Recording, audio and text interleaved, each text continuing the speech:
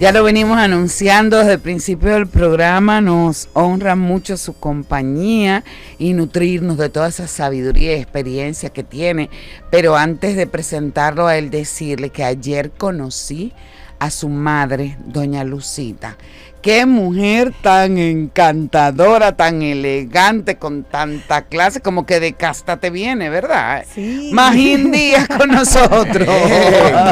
Bienvenido. Maravillosa, Magín, de verdad. Le mando un abrazo. Así lo haré. Bueno, felices de tenerte como siempre, hablando de temas altamente relevantes para la República Dominicana.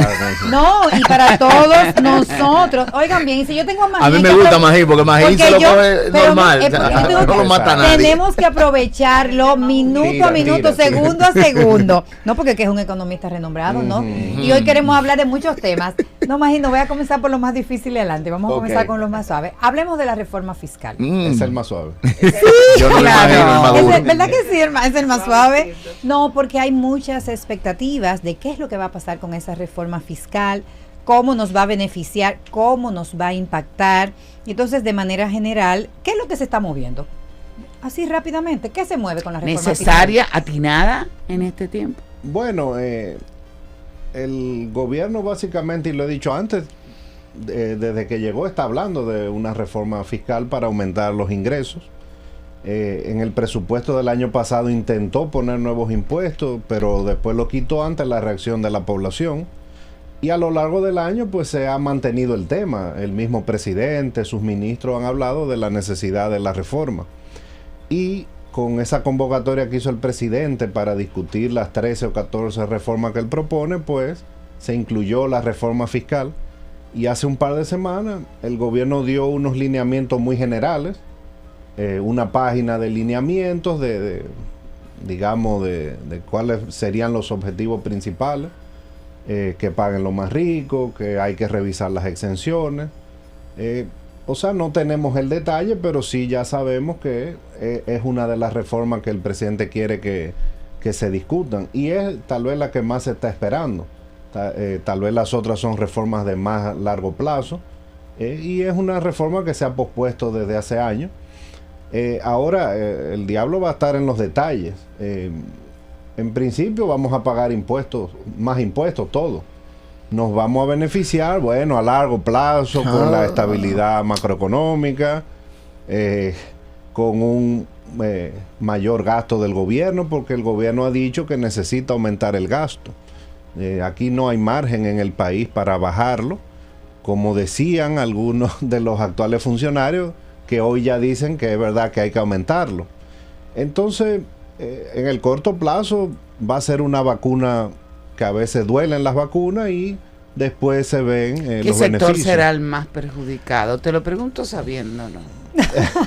Es que se han movido muchas teorías también. Es que hasta ahora todo es especulación, porque no se ha dicho qué figuras impositivas se van a tocar. Ahora no va a venir un impuesto nuevo. Aquí o se toca el ITEVI, o se toca el impuesto sobre la renta, o el IPI. No va a haber nada creativo.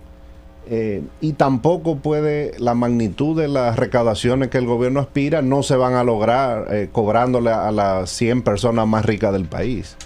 O sea, al final una reforma la paga la mayoría de la población, sobre todo. ¿Tú crees que los más ricos van a pagar más, Magín? Cuando Bueno, está el aspecto político lo van a transferir, hermano, cruzado por ahí. Lo que pasa es que le van a decir, cuando se financian campañas políticas, paga más. La próxima llamada.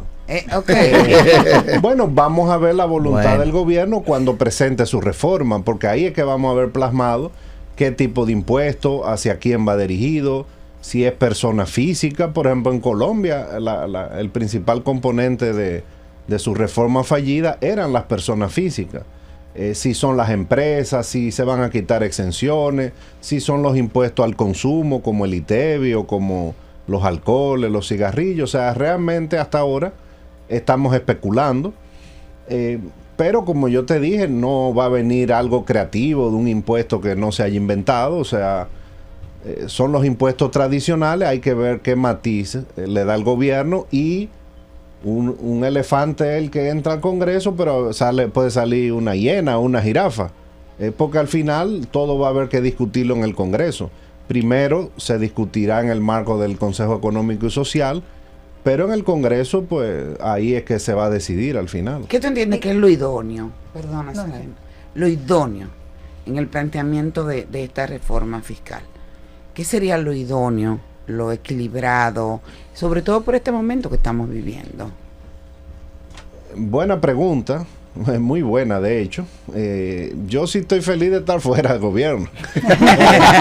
Nadie quiere esa papa caliente. Claro, porque las figuras impositivas tocan el bolsillo de la gente. Entonces, si se quiere hacer una reforma estructural, pues lo ideal es que toque los principales impuestos del sistema, que los mejores, que son el impuesto sobre la renta, el ITEVI. Un parche sería, bueno, poner impuestito pequeño. Ahora hay muchos objetivos y pocos instrumentos, y ese va a ser el dilema. El presidente ha dicho que la tasa del ITEVI hay que bajarla, que la tasa del impuesto sobre la renta a las empresas es alta, que los pasajes tienen muchos impuestos. Bueno, entonces, ¿qué hacemos si lo que queremos es recaudar más? Entonces vienen unos dilemas fuertes. La discusión del tamaño del Estado aquí, pues no es discusión para países que recaudan lo que nosotros recaudamos. O sea, no va a haber margen para bajar el gasto. Fíjense que por más que ha bajado el gasto, el déficit sigue siendo 3% del producto, que el año que viene son 175,000 millones. Ajustando el gasto a lo más que el gobierno considera que se puede bajar. Entonces, sí va a ser impopular, va a ser un poco dolorosa, pero siempre después de una reforma, después de 6 meses, 1 año, la economía generalmente, históricamente, ha quedado en mejores condiciones. Pero de que va a doler la vacuna, va a doler. Ayer nosotros hablábamos de la eliminación del subsidio al sector eléctrico. En este momento, que entendemos que ya se va a aplicar a partir del próximo mes, es lo que hemos visto en las noticias. Esa es otra pregunta fácil. Dijiste que iba a empezar por la fácil. ¿Es atinado la eliminación de ese subsidio eléctrico en este momento? Mira, el tema es que el subsidio es muy rígido. La forma de eliminarlo es subiendo dramáticamente la tarifa eléctrica. Porque al final, las pérdidas de energía o lo que sea, se traducen en un déficit financiero. Que hay años que es $1,000 millones, hay años que es $1,200 millones, hay años que es 800, pero siempre está en ese rango. Este año va a ser más o menos $1,000 millones. En el presupuesto el año que viene es una cifra similar, un poco menos de 900, pero presupuestado con unos precios mucho más bajos de lo que están al día de hoy. O sea que eso va a aumentar. Y si entonces ¿qué es lo que es el déficit? Ingresos del sector eléctrico menos gastos. Entonces, si los gastos del sector eléctrico no van a bajar, la única forma es subir la tarifa eléctrica. Lo otro es bajar las pérdidas. Entonces, eso baja el gasto de la distribuidora o aumenta los ingresos. Pero eso va a tomar años. O sea, a fin de cuentas, las deficiencias en administración acaban pagándolas nosotros. Ahí les no es así. Exactamente. Entonces, ¿cómo se hace desde hace décadas en el país? El sector opera con un déficit y por otro lado te suben los impuestos para cubrir ese déficit del sector, que es parte del déficit del gobierno. Entonces el gobierno tiene una disyuntiva: o sigue dando los $1,000 millones o sube la tarifa eléctrica en el corto plazo. Fíjate que era en octubre ya que se iba a empezar a corregir. No se ha llamado aumento de tarifa, sino corrección de la tarifa, quitar las distorsiones.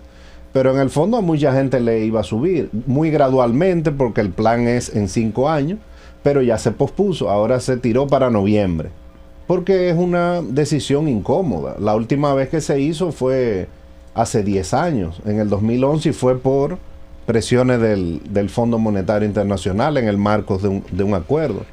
Entonces, si no hacemos nada o si las empresas siguen como van, estaremos varios años más con ese déficit de $1,000 millones. O sea, eso... Estamos eso no va a cambiar mucho. En un tiempo, Magín, donde está de moda ser emprendedor, donde mucha gente con ideas creativas, incluso aquí en este programa, semanalmente recibimos jóvenes emprendedores que tienen productos y trabajan con asuntos digitales. En vista de esta realidad que nos tocará de frente, como la realidad de la reforma fiscal, ¿es un buen momento entonces para proyectarse a emprender en nuevos negocios de cara al 2022? ¿O es un tiempo de recogerse por completo y tratar de asegurar y guardar lo que tenemos a mano como ahorros? Es que el emprendedor nunca se recoge, ni nada de eso lo para, ni una reforma fiscal tampoco, porque de hecho los buenos periodos que ha tenido la economía han venido después de reformas fiscales, porque se hace una reforma para evitar una crisis que sería un peor escenario. Entonces cuando Balaguer hizo su reforma del año 92, después vinieron prácticamente los mejores 7 o 8 años de la economía. En el 2004 se hizo una reforma después de la crisis bancaria y ahí la economía despegó, creció 9% varios años. El gobierno de Danilo inició con una reforma y después vivimos 8 años de alto crecimiento económico y muy baja inflación. O sea que una reforma cuando un gobierno la hace para mejorar las perspectivas de largo plazo, o sea, para que a ti no te dé sarampión, hubo que vacunarte y lloraste mucho en ese momento, pero después ya quedaste feliz. Entonces el que es emprendedor no mira eso, le da para adelante, porque eso se nace con eso. O sea, yo nunca pudiera, yo creo, emprender un negocio creativo, mi naturaleza es otra, pero el que es empresario no necesita mucho, empieza. Lo ideal sería, ¿verdad?, que no haya esas trabas burocráticas, etcétera, y en eso es que han trabajado los gobiernos. Una pregunta que puede lucir, los tres iban a hablar. Sí, no, es que como dice Soraima, que sacaste el jugo quizás te voy a hacer la pregunta más tonta del mundo, pero como neófita te lo quiero preguntar. Ok, estas reformas se hacen para mayor recaudación de parte del Estado y esto es dentro de un marco de aumento muy considerable de nuestra deuda, porque préstamo tras préstamo tras préstamo. Yo quisiera que tú me hablaras de la proporcionalidad de la mejoría de la economía cuando cada día estamos más endeudados. Buena pregunta. Tenemos el programa entero. Mira, el tema es que en realidad, aunque siempre se ha criticado, y eso está documentado de Balaguer, que hay derroche en el gasto público y puede ser que lo haya, eso puede tener matices, pero la realidad es que el gobierno siempre ha tenido déficit. Ahora llevamos 30 años con déficit. ¿Qué significa eso? Que lo que recauda el gobierno no da para cubrir los gastos. Y cuando hay déficit, pues hay que endeudarse. Balaguer decía, no, yo no me endeudo. No, él sí se endeudaba. Se atrasaba, no le pagaba a los contratistas. Decidió en una ocasión endeudarse con el Banco Central y él mismo creó una gran crisis, porque cuando tú te endeudas imprimiendo dinero del Banco Central, creas crisis. Eso pasó en el año 90. Entonces, todos los gobiernos han tenido déficit y por eso la deuda ha ido subiendo. No va subiendo tanto porque la economía crece mucho y se va, digamos, para que la gente entienda, tragando un poco, va balanceando. Un poco equilibrando el asunto. Claro, y bueno, la pandemia hizo que nos endeudáramos y nadie está criticando eso. Ahora, fíjate que el gobierno ahora ha hecho su mejor esfuerzo por arreglar las cuentas fiscales. Y que presentó el día primero un déficit de 175,000 millones. Con todo lo que ha hecho, un gobierno nuevo, ha salido gente del Estado, o sea, ha bajado el número de empleados públicos, llegó con un discurso de que quiere ahorrar. Bueno, todo eso va a llevar a un déficit de 200,000 millones, que hay que endeudarse. En términos relativos no aumenta tanto porque el crecimiento, como dije, se va comiendo parte de eso. Pero mientras tengamos déficit, vamos a vivir con deuda. O sea, no hay de otra. Es como un hogar, como una familia. Si tú recibes de ingreso 20,000 pesos y gastas 30,000, sí, te va a seguir endeudando. Entonces nosotros vamos a convivir básicamente en los próximos 30 años con deuda. Porque la deuda después que sube tanto, toma tiempo en bajar, es un tema gradual. Magín, tenemos que irnos a una pausa, pero antes de irnos yo te quiero dejar una pregunta para que me la respondas cuando retornemos. Ajá. Te prometo que te va a ser más fácil. Lo primero es, estamos hablando de una reforma fiscal. Y en ese sentido yo me pregunto, ¿ya el gobierno a lo interno hizo todo lo que podía y debía hacer para continuar los ahorros internos del gobierno? ¿Ha logrado eficientizar realmente todos los procesos y sobre todo ha trabajado para eliminar la evasión de impuestos? Es decir, ya estamos en el punto óptimo en manejo de las finanzas públicas y de la generación de ingresos para entonces hablar de una reforma fiscal, y sumado a eso, cómo nos va a afectar también la situación de ingresos vinculado a las remesas que estamos recibiendo de los Estados Unidos y que sabemos que ha tenido un impacto positivo en la República Dominicana para ese presupuesto 2022 que incluye también parte de esos ingresos, pero cuando regresemos. Y seguimos con Magín y 2 en 1, que yo le pregunté hace un momentito, un 2 en 1. 3 en 1. 3 en 1 fueron. Bueno, fue 3 en 1, pero imagínate. Pero muy buena. Remesas, ¿cómo va a afectar el presupuesto 2022? Mira, te hago un recuento. Remesas, ¿cómo van a afectar ese presupuesto del 2022? Ya logramos simplificar, eliminar la evasión. La evasión, dime a ver, que tuviste en impuestos internos. Un examen. No, mira, si ya lo logramos. Las remesas han sido una agradable sorpresa, porque hace un año nadie esperaba la magnitud del aumento que han tenido, empujada obviamente por los paquetes de ayuda que ha dado el gobierno americano. Y ha tenido un crecimiento que ha desbordado cualquier expectativa que uno tuviera. Y por eso, por ese empuje que dio la economía americana, en parte nosotros vamos a tener uno de los más altos crecimientos de la historia este año. No solo las remesas, sino las exportaciones han crecido muchísimo. La de oro y la de zona franca. Eso es por el empuje de los americanos. Ahora, eso tiene un límite. Lo que uno espera es que eso se va a desacelerar, ese alto crecimiento de la remesa. Y el turismo no ha aportado tanto, ¿no? El turismo se ha recuperado también mucho más rápido de lo que esperábamos.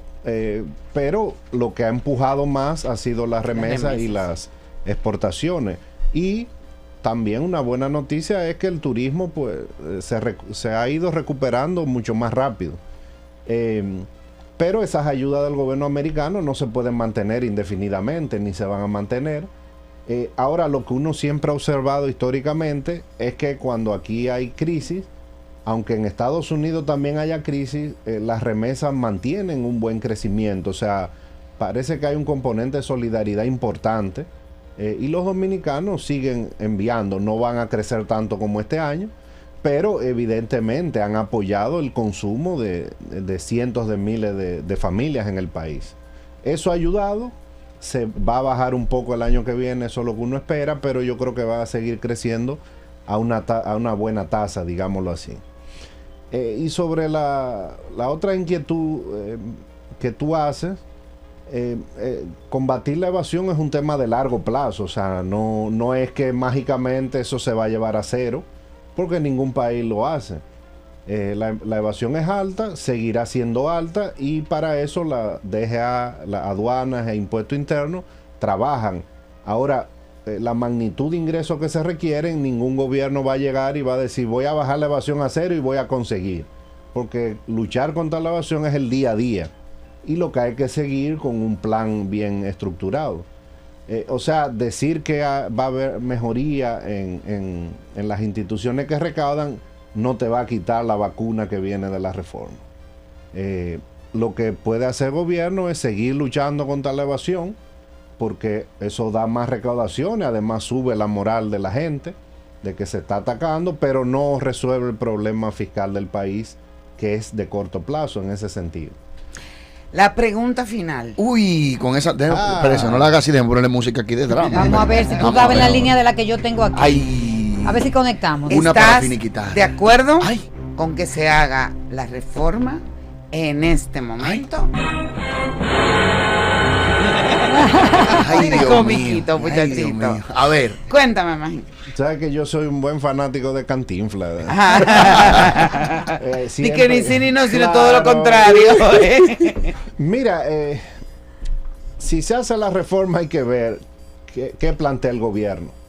Como yo dije, el gobierno tiene idea de bajar muchos impuestos, como el impuesto a los pasajes, que tiene mucha carga tributaria, quiere bajar la tasa del ITEVI, entonces vamos a ver qué presenta.